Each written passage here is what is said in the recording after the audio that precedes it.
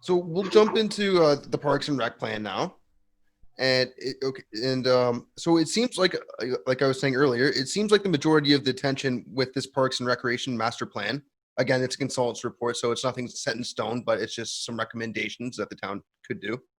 Um, but it seems like a lot of the focus has been on the Mill Street Library. But from what I read, Orangeville residents that attended the first open house felt very strongly that both pools needed to stay open. This is encouraging, but I'd love to get your thoughts on this. I mean, so is the current state of the aquatic facilities able to fulfill the needs of the Orangeville otters? No, not currently. And that is primarily because our membership has grown substantially in the last 4 years, so substantially that we are looking for as much pool time as we can get. Also, because there are so many families here that want their kids in learn to swim programs, including myself. Right, my wife Alyssa was a former competitive swimmer. We have a 5-year-old who's almost 6, and a 2-year-old, and we certainly want our kids to at least, at the very least, learn how to swim. So there is a very, very high demand for use of the pools. I know that the master plan. First I'll say, the master plan. I think it's a great idea. I think that doing an assessment for the needs of a growing community like Orangeville is important, and then we have the right facilities in place. But again, as we talked about very early on, using a base number of the town of Orangeville as the population base that was going to use it was very, very silly of that master plan group. I think they really didn't understand the community that our facilities serve, all of the surrounding communities immediately around Orangeville, like Mono, East Fairfax, Amaranth. But like we were talking about earlier, we have swimmers from Erin, Shelburne, over to Alliston, Bolton. We've even had swimmers coming that when Base Borden shut down their swim team, we had Base Borden swimmers who are living in Angus. When in Collingwood, we've had people swimming for us that are driving from very, very far distances away. So Orangeville serves as a hub for a lot of these smaller regional communities, and the master plan really did not address that and take that into consideration, which was a big mistake. If you're talking about a town of 30,000 people, yeah, you probably could survive in one pool like Alder, and that master plan, I fully support putting in the 8 lanes in the Alder facility. I think that'd be fantastic. Currently, the Orangeville Otters are not allowed to host the regional championships for the Huronia region at our own pool. We have to go to Owen Sound. We have to go to Barrie. We have to go to Bracebridge. The Trent team is not allowed to host it either because they have a 6-lane pool. One of the requirements is that you have an 8-lane pool to host the meet. So we're supportive of the master plan's proposal to put an 8-lane tank and a stainless steel tank in Orangeville at Alder. Of course, we'll need 2 more high-level starting blocks, which were a project between the town and our club.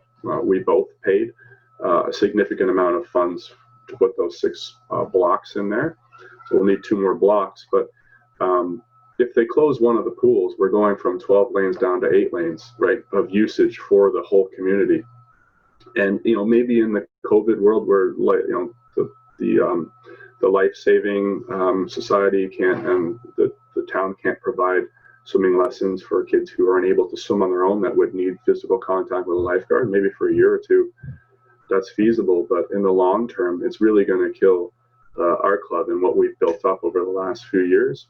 There's no way that the one pool is going to be able to service the number of people that are using it for aquatics programs, not just our club, but for Learn to Swim, for Life Saving Society, for AquaFit, and for some of the physiotherapy needs that people have. There's just no way that it can handle that. And quite honestly, we're at a very low level of aquatics offerings for private teams here. We have a swim club. We don't have a diving club. We don't have a synchro club, a competitive one. We don't have a water polo team, right? When you go to the World Aquatics Championships, there's competitive swimming, synchro swimming, diving, water polo. We don't have those clubs in town because we don't have enough pool space for everybody, right? If we had Alder at 8 lanes and we had another pool, one that was an updated version of Tony Rose, even just a 6-lane pool, we'd be better off, and we might be able to offer some space to another team and have more aquatics programming. When we were talking with the Parks and Rec department initially, we had suggested that they keep Alder and they build, or Tony Rose's, a 10-lane, 25-meter pool.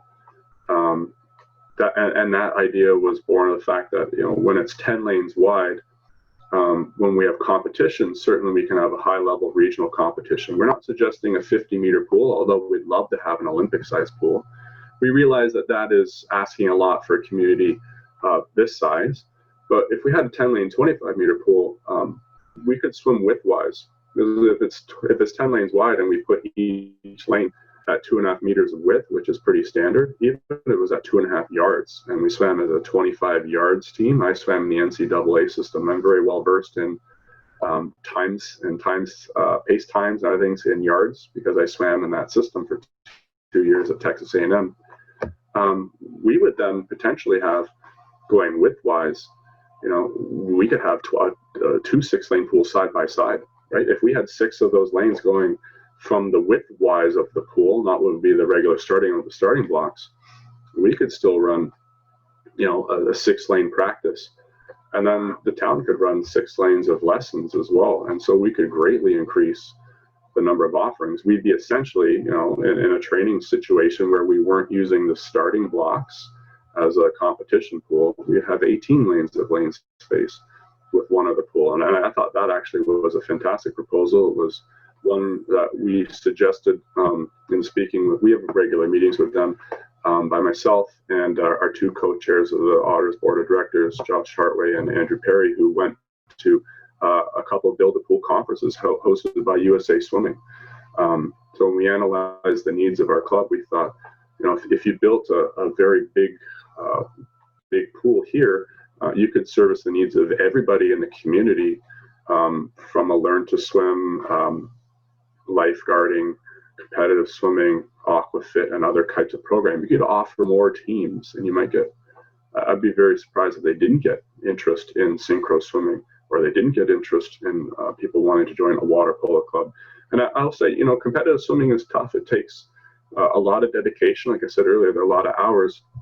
It's very, very common for people to decide, at 14 years old when they enter high school, that they just don't want to dedicate that many hours to competitive swimming. And maybe they want to do something like play water polo, right? And so I think that, if we were losing some of those members who might now go to completely other sports, they could potentially go to another aquatic sport and find that they love to play water polo, or they really love diving, or they want to try synchro because that's what they enjoy more than just competitive swimming. So the master plan, I do love the idea of the master plan, but the fact that it was based on a population base of 30,000 to me was really silly. There's no reason for that. The people that did it should have taken into account all the communities that were using it, and that should have been laid out. I think I don't want to throw the town under the bus. They might have just had someone come in and do this plan and not given them any kind of directives at all. But it would have been smart if they said, hey, we understand the town of Orangeville is 30,000 people, but we have these surrounding communities that also use the facilities that we have, and we're a local hub for all these other communities. Well, they do mention it. It's buried in there. It's very buried in there, but they do acknowledge that, like, to actually cater to the surrounding communities, they won't have enough space if they close the pool. They won't. They even acknowledge that by the end of this plan, if they even if it's just Orangeville, they won't have enough space most likely to accommodate all facilities. They'll need 1.2 pools just to accommodate Orangeville, and they might be forced to restrict usage to people that live in Orangeville. And then it'll be like proof of residency, and then all that. Like, there could be a lot of conditions thrown in. That's too bad. It's not what we want, really. I think, and we've talked about this with the town, and what's really important, I think, here is that people in the surrounding communities that don't live in Orangeville proper within the geographical boundaries, that the people in other communities that are using the facility help chip in, that they contribute some money through the form of property taxes or whatever it is, to help build the facilities that they're going to use, right? I mean, you shouldn't have the benefit of living at in Mono and then driving along the bypass to get to the Alder facility in 7 minutes and using the pool, and then not have to contribute some money in the building or the expansion of that facility. right? I mean, that doesn't make any sense to me. I know that people certainly don't want to pay more property taxes than they have to, or pay more than they have to. I understand that, right? I'm a parent. I do get that, but what do we want to have here, right? We are a local hub, and I'm a firm believer that if we have the right people running our programming, at least in the private sector, right, for like our club, the Orangeville Otters, but other clubs as well, you don't need to leave this area to perform at a high level. Certainly our team has proven that. We have swimmers at the highest level there is in Canadian swimming. And there's no reason that we can't have that in other sports. I mean, look at we have a tremendous lacrosse program, right? People don't need to leave to other communities to get better coaching or have better opportunities. If we build the facilities that kids need in order to be competitive, I think that our community has the parental support, the wherewithal, and the ability to attract people out of the GTA to come coach here. I don't miss, I love growing up in Brampton, but I don't miss the traffic, the congestion, the pollution, the noise. And unfortunately now, crime is something I pay attention to with young kids too, but I don't miss a lot of those aspects of living in the GTA. I actually really, really love here being able to access the GTA, right, and go to see a Leaf game or go to see a Raptor game or a concert or take my kids to those things. And if we were asked as Orangeville residents to help build a new facility for an NFL team, let's say, I'd be all for contributing a little bit of funds to help build a facility that I would go and watch a team. Now, maybe I'm not taking my kid to play football there, but it's a similar kind of idea where if we want to have facilities that kids can use, then we need people to pay for them. And it should be that everybody that's going to use them should be contributing some kind of funds to help pay for them. Like I said, Orangeville is a great community. We've got a ton of families, a ton of kids. And as a parent, we want our kids to have great opportunities. And we don't want to have to leave town and drive to Guelph or drive to Barrie or drive to Newmarket or drive to Brampton to find them, right? It would be really nice to be able to offer the level of programming here that would allow kids to pursue their dreams and achieve whatever level it is that they want, whether it's, in our sport, the Olympic trials level, great. If it's, not even the regional level, it's just learning to swim, that's fine too. We want kids to be able to access the sport and to be able to pursue their goals and achieve their goals here, right? And be able to have the facilities to allow them to do that, right? If they do remove the pool, I don't know what our club's going to do. I really don't. I mean, we'd be looking to use that facility over in Fergus. We've talked about potentially trying to ask Shelburne to put a bubble over their pool to use it full time the way Collingwood did. I don't know when they did it, but it used to be an outdoor pool. When I swam, it was an outdoor pool. Now there's like a tennis or a indoor soccer kind of bubble over the top, so they can use it year round. We don't know that we could raise the funds privately to build our own pool, and certainly if we did that, we don't want to have to go that route. But we'd have to then service our club first, and would that allow opportunities for the other kids in aquatics? That have lost out on opportunities with the closure of Tony Rose, we don't know. But certainly, this community is not going to survive in an aquatic standpoint, or from an aquatic standpoint, with just one pool and only 8 lanes. There's no way. We're going to have a big drop off in program offerings at our club, and I suspect the town will still want to provide us with pool time, and in doing so, they'll have to cut programming too. And that's not ideal. From what I understand, there were 1,400 respondents to the questionnaire that went around if you were signed up with Parks and Rec about what programs you wanted, and 1,400 people mentioned they wanted their kids in aquatics. That's a very, very large chunk of people that want their kids swimming. Like I said, that's 7 times or 6 times the number of kids that are involved in our club, considering we have some master swimmers, right? So there's a lot of people that want to swim.